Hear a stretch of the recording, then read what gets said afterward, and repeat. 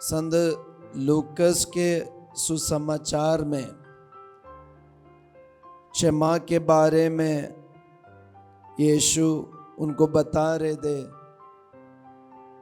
अगर कोई तुम्हारे विरुद्ध कुछ किए और तुम्हारे पास आकर क्षमा कर दो तो उसको क्षमा देना। ऐसे दिन में कई बार उसने वही गलती किया और ये बता रहे मुझे खेद है, खेद है, खेद है, तो उसको क्षमा कर दो।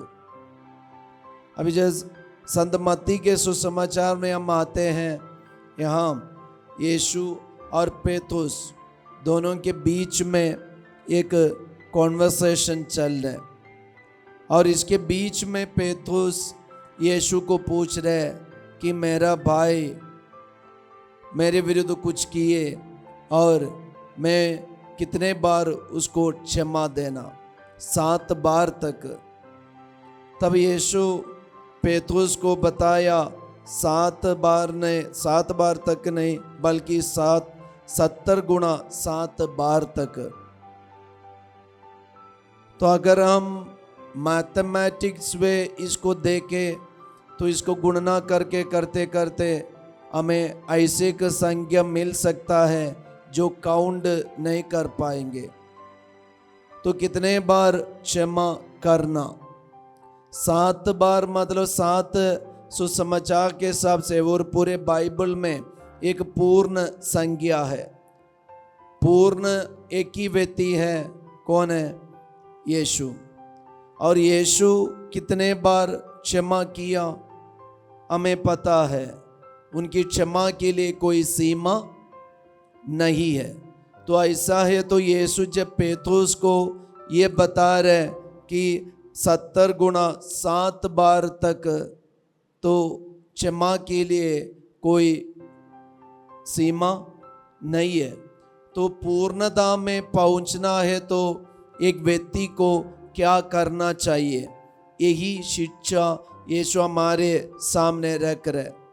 अगर हम पूर्णता में पहुंचना चाहते, यीशु पूर्ण है, वही पूर्णता में, वही परफेक्शन में हम आना चाहते, जीना चाहते, तो हमारे जीवन के लिए, हम सभी ईसाइयों के लिए और यीशु का अनुकरण करने वाले हम हर एक यीशु के अनुयायी के लिए क्या चाहिए?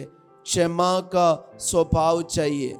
और ये क्षमा का स्वभाव कैसे होना है? वो अनगिनत, उसके लिए कोई सीमा नहीं है। तो आज हम भी यीशु से यही बात हम सीखे। इसलिए यीशु ने ऐसे एक राजा के बारे में बताया, एक सह सेवक के बारे में बताया कि उनका कोई था कि क्षमा उसने अपने जिम्मेदारी बढ़िया से नहीं किया, बेईमानी किया। जब लेन देन देख रहे थे तो उसने लेखा सब देख रहे थे, कुछ तो गड़बड़ है। पूछा गया तो उसने किया है, चोरी किया और उसमें कुछ गलत किया है। तो वो राजा ने उनको क्षमा किया, उनका सब कुछ माफ कर दिया, भेज दिया। यही है ईश्वर की दया। ईश्वर अपनी दया से हमारे सारी बातों को और पाप को, सारे गलतियों को, सारे कर्ज को माफ कर दिया। जैसे हम बाहर निकलेंगे, हमारे अंदर क्या होना चाहिए? अगर हम यीशु से क्षमा पाए, दया पाए, तो हमारे अंदर भी यही दया होना जरूरी है।